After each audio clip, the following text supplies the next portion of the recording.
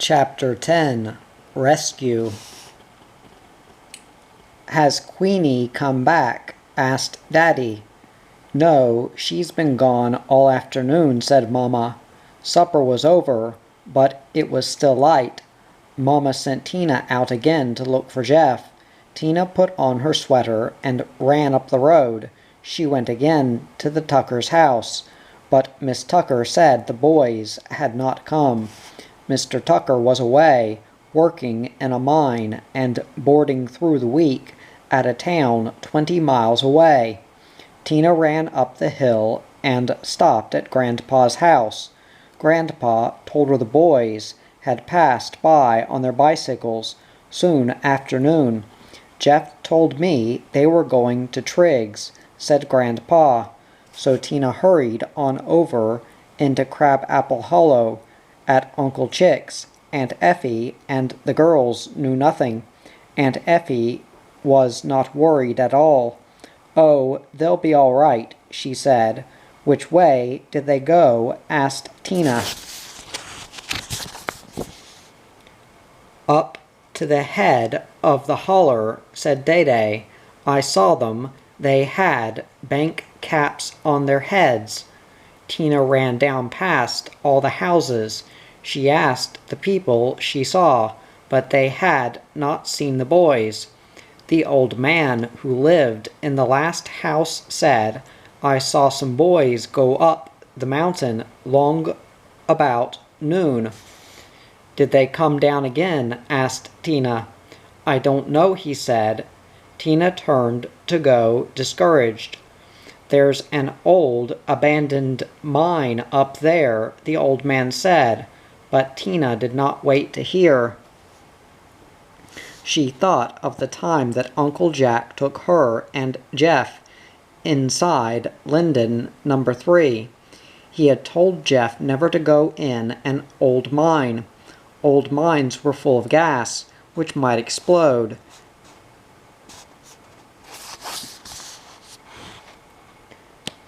Jeff would never go in an old mine, but fear clutched at Tina's heart. What if he had forgotten Uncle Jack's warning? What if he had gone in the old mine on top of Deerfoot Mountain? Tina ran down the road in the hollow as fast as she could go. Ahead she saw a man coming. It was Daddy, and she put her hand in his as he came up. She told him what the old man in the last house had said. "Those scalawags," said Dad. "Tina, you go back to Aunt Effie's and wait there for me. I want to see if I can find the boys' trail before it gets dark. Tell Aunt Effie to phone Miss Bryant and send a message to Mama. Tell Uncle Chick where I've gone." Tina hurried down the road. Walter Wilson had no trouble finding tracks in the bushes at the foot of the mountain, and he soon located the boys' bicycles. From there he followed their trails of scuffed and broken branches up the mountainside to the mine entrance. There he saw their footprints leading in and out of the fan entry. Had they gone in and come out again? The prints led across the old slate dump to the pond. Walter Wilson stood and looked at the deep water, questioning. Had they fallen in, or had they gone back and entered the mine? He went back to the entry himself and walked inside. He tracked the boys to a low place, but could not get through himself because he was too big.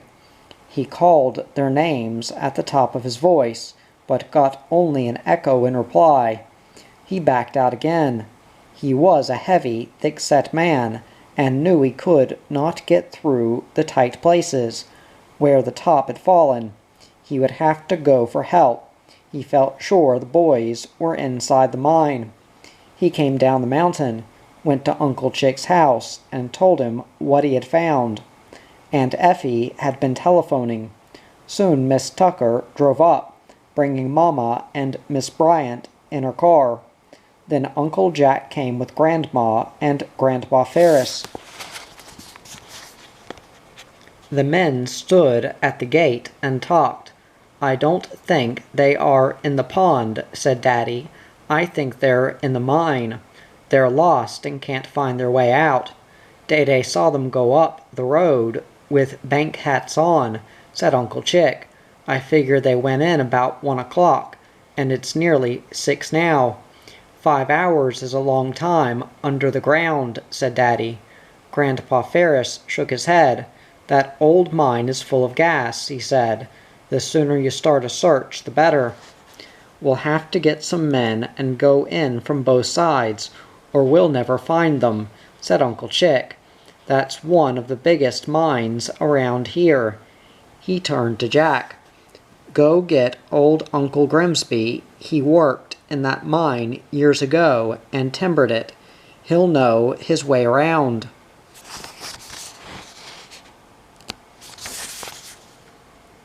"Don't lose any time," said Grandpa.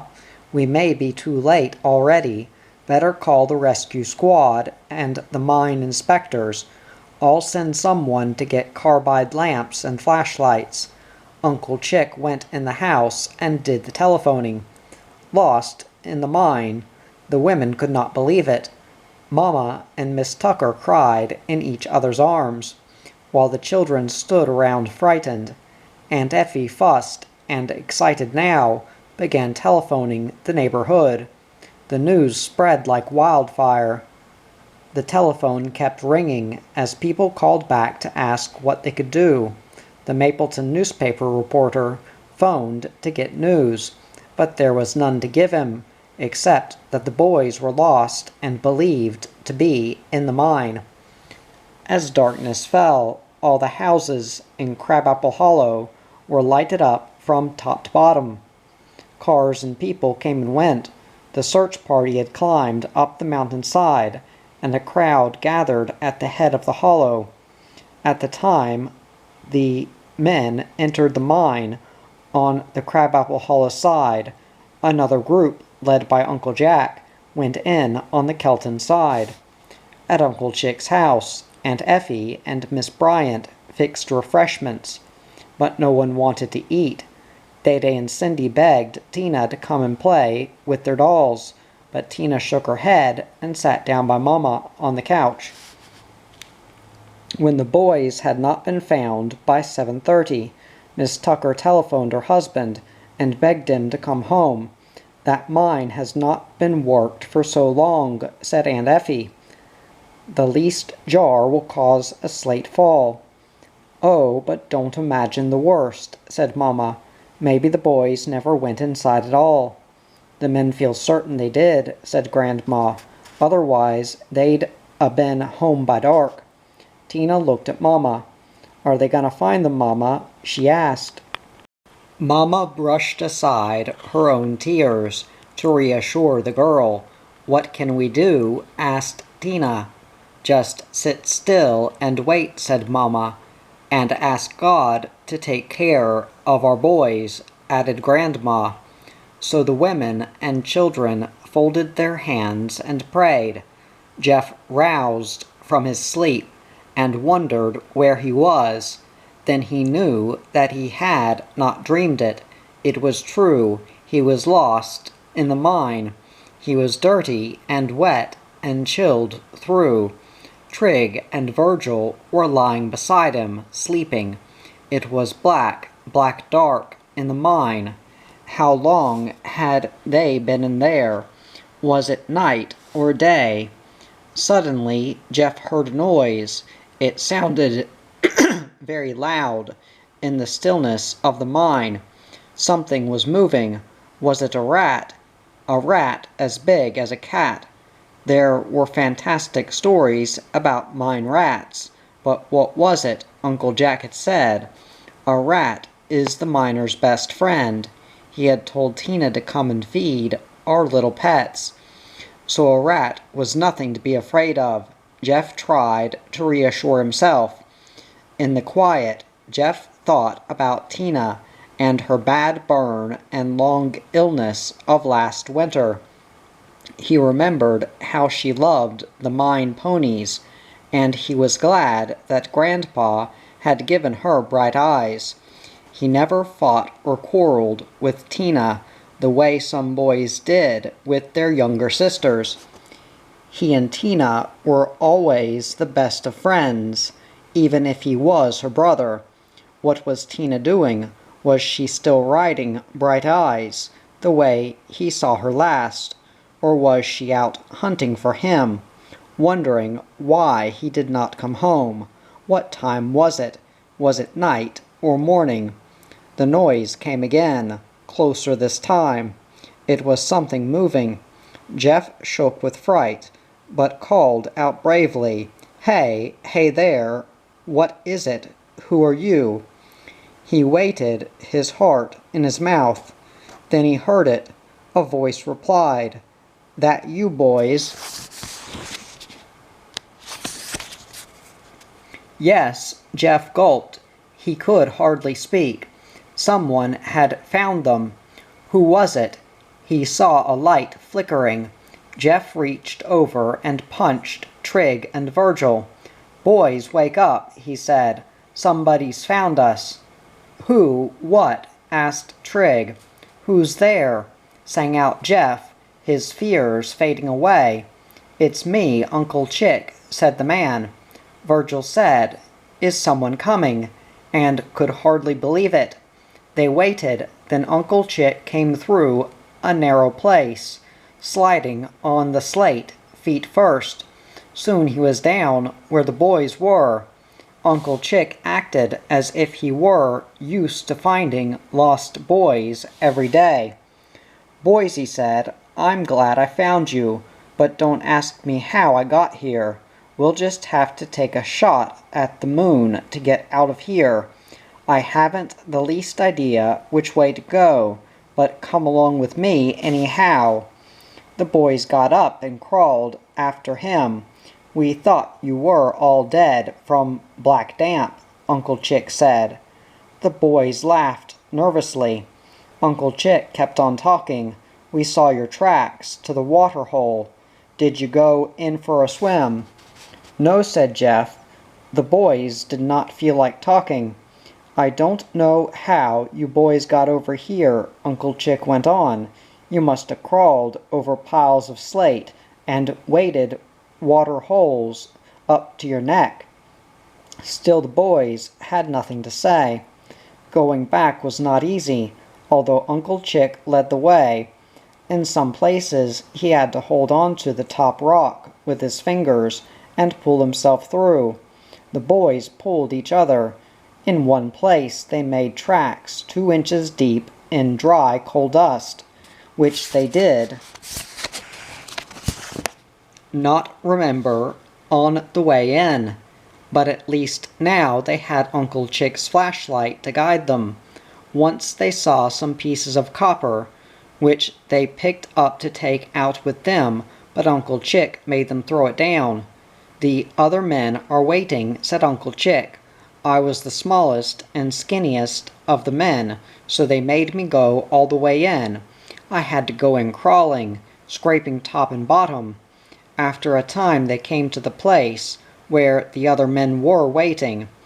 'Did you find them, Chick?' they called out. 'Sure,' said Chick, 'alive and kicking too.'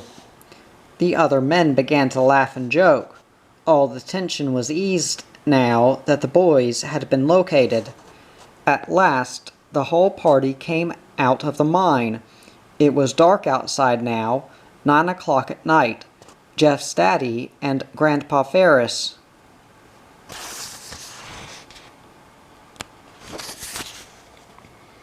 were with the waiting men. The men were both glad and mad to see the boys. They began to tease. "You boys are gonna get the worst whipping you ever had in your lives for a stunt like this," they said. The boys hung their heads ashamed. Suddenly Jeff remembered his dog. "Where's Queenie?" he asked. "She went in the mine with us." "Forget the dog," said Daddy. "You come on home now. Queenie will find her way out all right." "Oh, and my hatchet." Jeff felt at his belt. "My new hatchet. I left it in the mine." But nobody cared about the hatchet. even if it was a new one. The important thing was to get the boys home as quickly as possible. At the bottom of the mountain, Uncle Chick's truck was waiting. The boys climbed up in the back. Their hearts were light now, for they were going home. Trig found a box of groceries with a bunch of onions on top. He handed them to Jeff and Virgil. The boys were so hungry, they ate the onions and said they tasted good.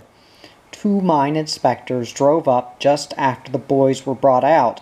After hearing the news of the boys' rescue, they drove to Kelton and went in on the Kelton side to find Uncle Jack's search party, to tell them the boys had been found. Afterward, it turned out that the boys had been located near the Kelton exit. The fresh air blowing in from this exit had saved their lives.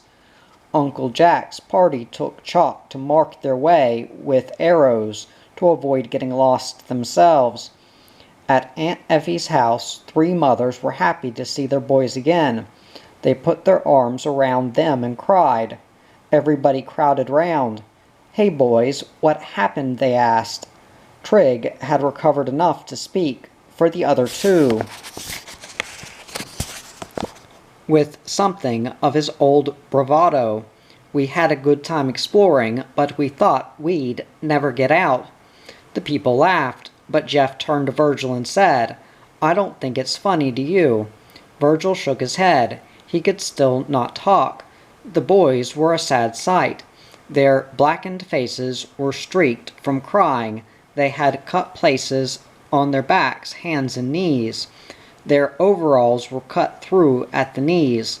Their thin clothes and tennis shoes were soaked, and they were shivering with cold. They wished the people would go away and let them alone. Uncle Chick wanted them to say something, so he asked, "Well, boys, do you still want to be miners?" Virgil found his tongue at last. "I'd rather take 100 whippings than stay in there," he said. "I'd rather be put in jail for the rest of my life than be in there," said Jeff. "I still want to be a coal miner," said Trig. "I'm not scared. I'll take me a rope and tie it and go back in." Everybody laughed. The boys went into the house. "Come on, Trig, come out to the woodshed," called Uncle Chick. "I'll warm you up in no time." But Grandma Ferris spoke up. No whippings," she said. "After all they've been through, these boys have been punished enough.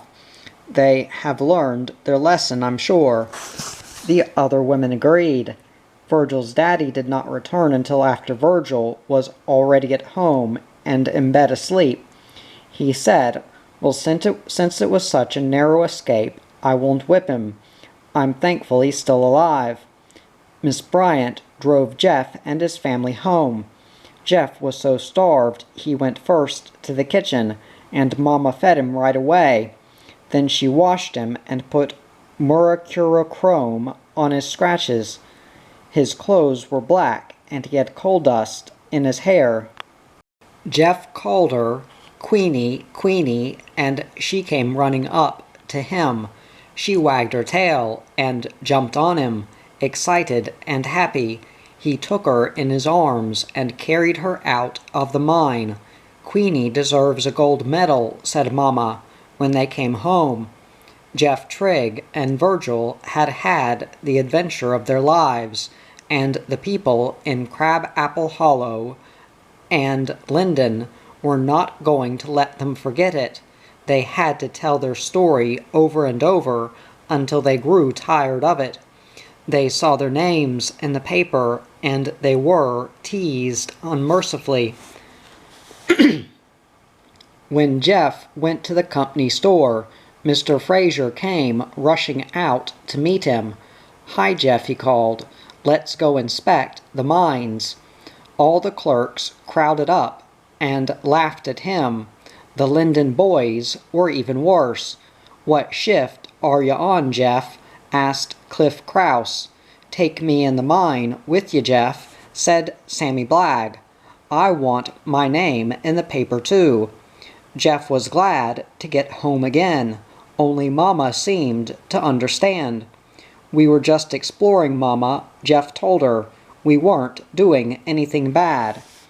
"I know," said Mama. "All boys are curious. It could have happened to any boy." Mama told the others to stop talking to Jeff about it, because it made him so nervous. "I want him to forget it," she said, "but I reckon he never will as long as he lives." Chapter 11. Wedding. "Here we come, bum bum bum. Where you from? Pretty girl station. What's your occupation? What's your trade? Lemonade." All the girls were playing in the Wilsons' yard, divided in two lines facing each other. As one side acted out its occupation, the other side tried to guess. Digging coal called Tina. Her guess was right, so the others ran, and Tina's side tried to catch them. It was the day of Uncle Jack's wedding. He was getting married to the school teacher, Helen Sanford. All of Miss Sanford's pupils had come and were playing in the yard. They were waiting for the bride and groom to come from the preacher's house. While they waited, the girls played games, and the boys ran around, riding on each other's shoulders piggyback. At last, several cars drove up, and out of the first one jumped Uncle Jack. He was dressed in his Sunday suit, and had a white carnation in his buttonhole. His shoulder and arm were well now, and he no longer needed a sling. He helped his bride out, and they went into the house, where all their friends and neighbors were waiting. Tina ran up and kissed her new Aunt Helen. Tina was used to the name now, and glad to have her not only for a teacher, but as a member of the family. Aunt Helen was dressed in white. She had some flowers in her hair, and a bouquet of white flowers tied with ribbons in her hand. The children crowded into the house. A long table was set with many dishes, and the women were bustling about, getting everybody seated. The children were shooed outside again, and told they must wait for the second sitting. They began to play again. Tina chose little Sally Ann, and took her place in the center of the ring. The children began to sing. Little Sally Ann, sitting in the sand, weeping and crying for a little man. Rise up, Sally, dry your eyes. Turn to the east, then turn to the west, then turn to the one that you love best. They played for a long time. Then suddenly there was a great excitement.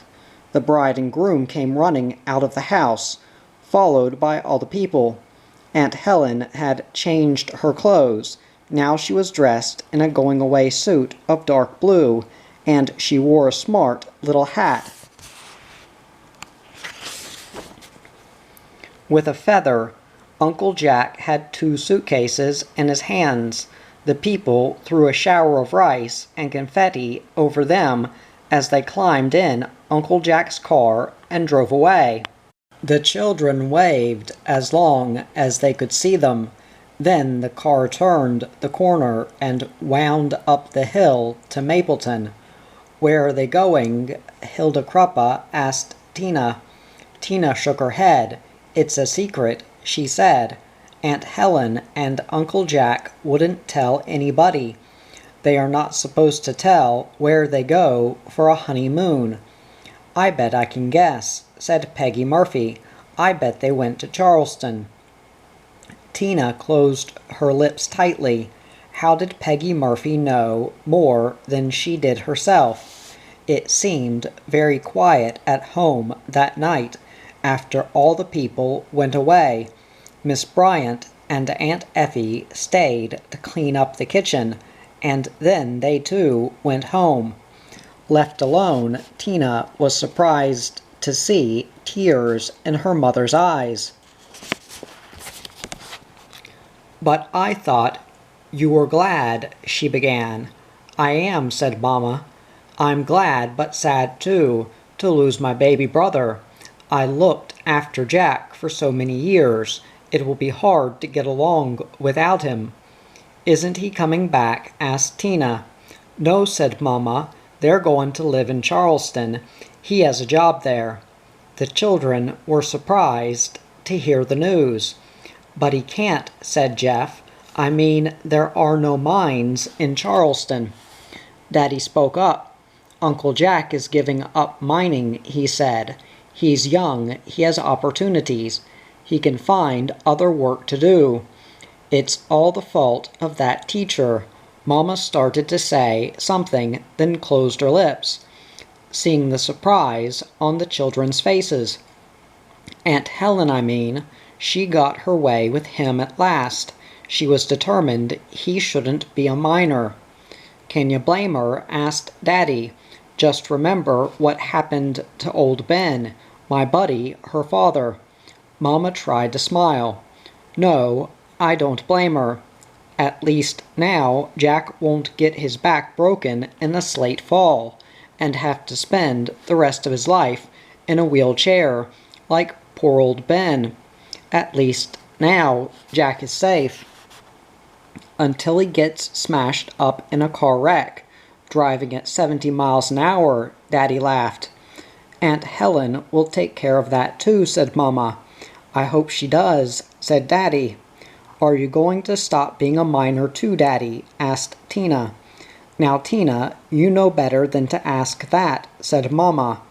Jeff turned to his sister and said, "Of course not, silly." "Now that the mine has opened up again," began Daddy.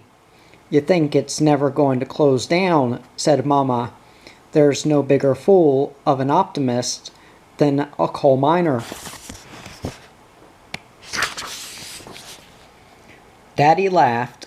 "At least the miner has learned to look on the bright side of things," he said. "At least I have work again, and I am thankful for that. Coal mining is a dog's life, but I guess I'm hardened to it. I'm a miner by trade, and I never want to be anything else." He turned to Tina. "Once a miner, always a miner," he said. After the flood, it had taken some weeks to get the mine in shape again. Then the men were called back, and operations had started on a larger scale than before. Hope returned to the little coal camp. The fear that the mine might close permanently faded away, and the miners' families took heart again.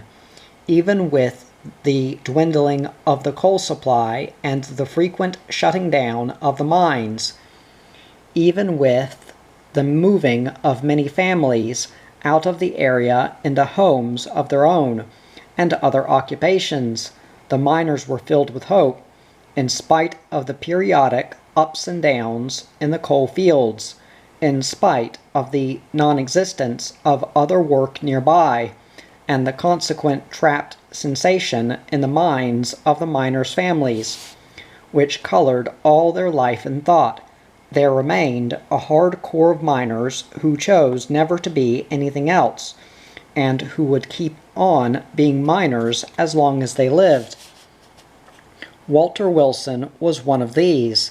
He lived through and accepted the hardships and hazards of mining as a necessary part of his life. His wife and family accepted them too, though Miss Wilson would, perhaps, be the last person to admit it. There was a real challenge in the work, for the miner depended for survival upon technical ability, physical fitness, mental alertness, and loyal teamwork, all commendable qualities.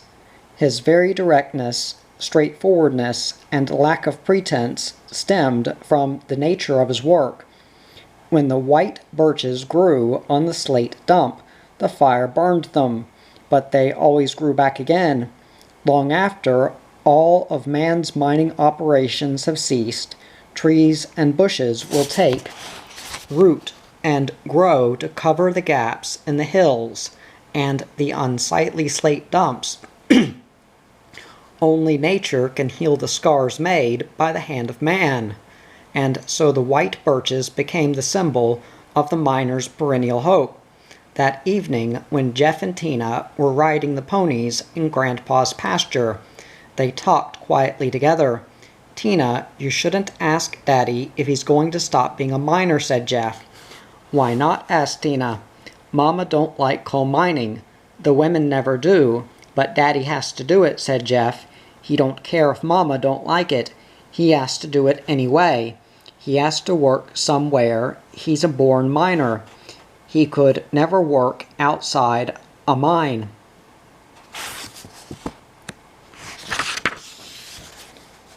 "But he might get hurt," said Tina. "Mama don't want him to get hurt, that's all." "Of course not," said Jeff, "but Daddy is careful. In all the 40 years that he's been mining, he's never had but one lost time accident. That time he lost his 2 fingers. Tina looked thoughtful for a moment. "Are you going to be a miner, Jeff?" she asked. Jeff's face grew sad for a moment. "I was scared to death when I was lost in the mine," he said, soberly. "I was so scared, I think I'll never be scared again as long as I live. Getting lost up there has taken all my fear away." "You won't be afraid to be a miner, Jeff?" asked Tina. Jeff did not answer directly. He began slowly, as if weighing every word. "Virgil says he'll never be a miner, and Trigg says he won't be afraid to be one. And as for me, I'll be a better miner just because I was lost in the mine." "But you said you'd rather stay in jail for the rest of your life," said Tina, "than go in a mine again." "That's what I said at first," Jeff went on, "but I've had time to think since then." "You still want to be a miner?" asked Tina. "Yes," said Jeff. "I'm a born miner, like Daddy, I guess."